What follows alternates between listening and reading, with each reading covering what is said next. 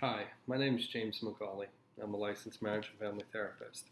I currently practice in the state of Arkansas with the Department of Veterans Affairs, working with returning veterans and their families as a marriage and family therapist. I've been practicing in the field since 2009, shortly after completing my master's in marriage and family therapy.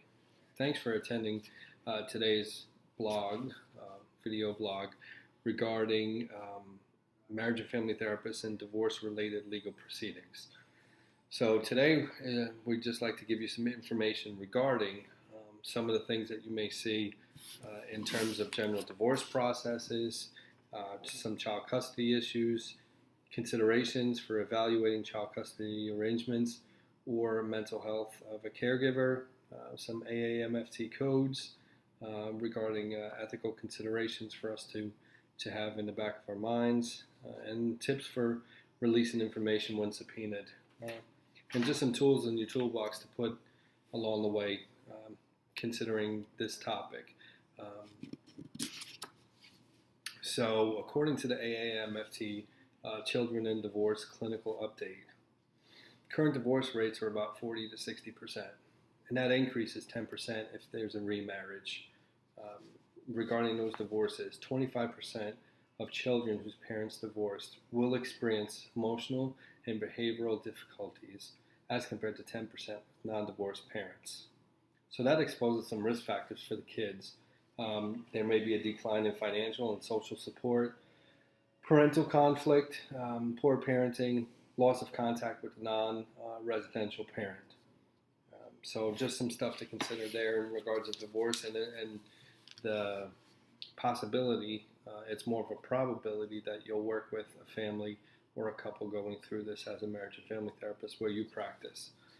Here in Arkansas, the divorce process, the person that files is the plaintiff, and the spouse that they're filing against for divorce is the defendant. You have to live in Arkansas for 60 days. You must state grounds for divorce. And they list a few: impotence, felony convictions, habitual drunkenness, cruel treatment, irreconcilable differences, adultery, financial abandonment, separation for 18 months or more, incurable insanity for a year as you've lived apart for 3 years, and then the grounds that you state must have been present within the past 5 years. So within the divorce, Everett has some stages within the larger divorce process of divorce. So some of those 6 smaller divorces within the larger divorce process are emotional, legal, economic, co-parental, community, and psychological. So back to here in Arkansas, the defendant has to be told about the divorce and given a chance to respond. So it's got to follow some of the rules of civil procedure when notifying them. Process server, sheriff's department, certified mail. If you don't know their whereabouts, a warning order could be issued. Once they're served, they have 30 days to respond, and if they don't, the court can take it and make a judgment on the divorce. So some of the things that get decided in a divorce here in Arkansas are: which parent will the child live with, how often they will see the other parent, will the child be able to move from one state to another, who will pay for the child's needs outside of medical and other expenses outside of child support, how the property and the debt that you acquired during the marriage will be divided. The average cost for a divorce is $150, $25 fee for delivery of the serving them. There's a 3-month waiting period, and then there's a 1-month post-court decisional period if it's uncontested. So with child custody, Emery, Rowan, and Dinskew in 2014 discussed physical custody versus legal custody. So the physical is where the child lives and the schedule of visitation. Legal custody is whether parents make decisions about their children separately or jointly. Most state laws typically limit some of that shared parental decision making to these top 3 areas: education, religion, and elective medical care. which includes psychological care. So sometimes when parents are living apart, some of the frequent disputes may be around extracurricular activities. You sign them up for something, and then it ends up being on my time as well, and not just your time. So if they're playing soccer or they're in dance, it rolls over into the time that I have with them, and how the practice of discipline is with the kids. So Wilcoxon, Remley, Glading, and Huber talk about legal custody and the four forms: sole custody, split custody, divided custody, and then joint custody for the legal grounds. The most common form post-divorce is sole custody, and that's where one parent is awarded sole legal custody with visitation rights allowed to the non-custodial parent. Split custody is one or more kids goes to one parent and the other sibling goes to another. They really don't like to do split up siblings, but if there's cases where there's intense hostility, competition with siblings, a parent can't take care of all the kids together all at once, or if in the case of one child offending on another in terms of maybe sexual abuse, they may split the siblings.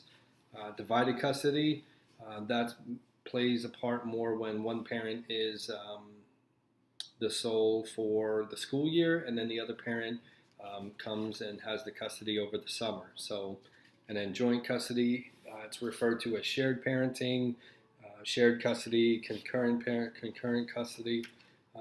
Both parents retain legal responsibility and authority for the care of the child, and they both have an equal voice in the child's education, their religion, discipline, emergency care, and so on.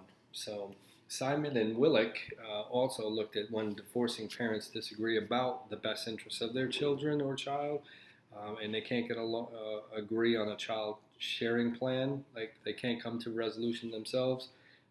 That's when the custody disputes take place. Sometimes parents may go out and get their own marriage and family therapist to offer opinions about dynamics and emotional functioning of members of the family, the child's needs and parental capacities between the feuding parents. And sometimes that plays a role in how the family court goes. And it looks at, we may be utilized as psychotherapists to provide treatment to one of the more of the members of the family who are subjects to this custody dispute. The work of us relies upon and is generally enhanced when the patient knows the confidentiality of his or her communications with the therapist is assured. And we all know, as a mandated reporter, there's some things that we can't, that we can breach confidentiality for, and there's some things that we can't. But then when you get to a child custody evaluation, and then with an evaluator, they are assigned by the court. So they work for the court, and they're the court's own expert. They're neutral to the outcome, and they're expected to systemically apply valid and reliable methods to assess a family. So they still have that systemic twist to it, but in their role, they're not providing psychotherapeutic services, and the members of the family who are assessed are not patients of a mental health professional. Thus, that gets that out of the psychotherapist, the marriage and family therapist, and patient information. So in terms of their job is just to assess and come out with what's the best interest for the child. So when we're evaluating the child custody arrangements and mental health care, the mental health of a caregiver, Gould and Markendale talk about some tips to have a cultural knowledge and understanding of the group with whom we're working. So if it's rural, urban, if there's any cultural competence, if they're like me, if they're Irish American, if they're Italian, if they're African American, if they're Latino, if they're Russian, whatever that may be, you have a knowledge and awareness of their attitudes, their beliefs, and their values. So we want to assess parenting abilities, parenting beliefs, parenting behaviors, parenting values, parenting attitudes, and interparental communication and cooperation between the two parents. Most commonly, the most commonly used psychological test in child custody evaluations is the MMPI-2, as well as direct parent-child observations, record reviews, historical and current records, as well as expert opinions. And that's where it boils down to what's in the best interest of the child. And in terms of ethical guidelines to consider while going through a divorce or legal proceedings with your clients, you want to look at informed consent. Have a thorough informed consent and going over that with your clients. How you disclose your limits of confidentiality to them. Going over written authorizations and releases of information. How you protect and guard their records, privacy. How do we as therapists maintain our competencies, pursuing knowledge of new developments and maintaining our competence within the marriage and family therapy field through education, training, and or supervised experience. And that comes into play sometimes as with mediation. There's certain, and with child custody evaluators, there's certain certificates that you can go through and attain in order to be part of your niche. Knowledge of regulatory standards, that applies for all of us.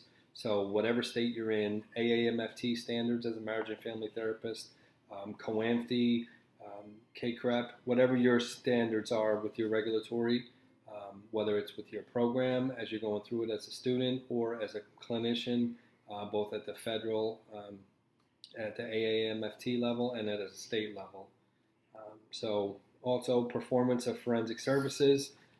We may perform those services which may include interviews, consultations, evaluations, reports, and assessments, both formal and informal, in keeping with applicable laws and competencies. Testimony in legal proceedings, competence, informed consent. We want to avoid conflicts, avoid dual roles, separation of custody evaluation from therapy are just some ethical guidelines within our code of ethics with AAMFT to consider. So then what happens if you get subpoenaed? If you get subpoenaed, you want to go through the legal consultation process with AAMFT. It's free, it's part of your membership. And they have ethical advisory opinions based on specific topics. If your state association has a lawyer on the board, you may want to inquire with them as well. When I practiced in Minnesota, we did have an attorney that was part of the Minnesota Association for Marriage and Family Therapists. So if something came up, we could always call the board office and talk with them. Just like with me now, I work for the VA, so if something did happen, I would be able to consult the attorney at the VA Medical Center and get legal advice from them. First off, you want to see when you get a subpoena, you want to just initially resist everything that it says. Like, if it may say turn over all records and do this and do that, you just can kind of pump the brakes on that. Read it thoroughly. Identify who the client is. This your client's attorney that's contacting you for the records, or is it their spouse or the partner to whom they have a child with that's requesting those records? So you want to review that. You want to see, did you get it served? Was it in the mail? Was it personal service? When are you required to appear? Does it contain a check for witness fees and expenses? Does the subpoena contain a release signed by your client and to produce the documents? And does it advise you on anything? So you want to know when are you required to appear? Are you required to bring any documents with you? When are you required to appear? Does the subpoena contain any check or any fee or anything regarding to expenses? And does it contain a release signed by your client authorizing you to testify and or produce documents? And the main thing with the subpoena is if you do get served, know what resources are available to you in your community. If you're part of a consultation group, see if another colleague knows of a attorney that specializes in the mental health field that you can consult with, as well as the AAMFT and your local resources. So thank you for your time. And if you have any questions, please submit them below and I'll be happy to answer. Thanks for your time and have a great day.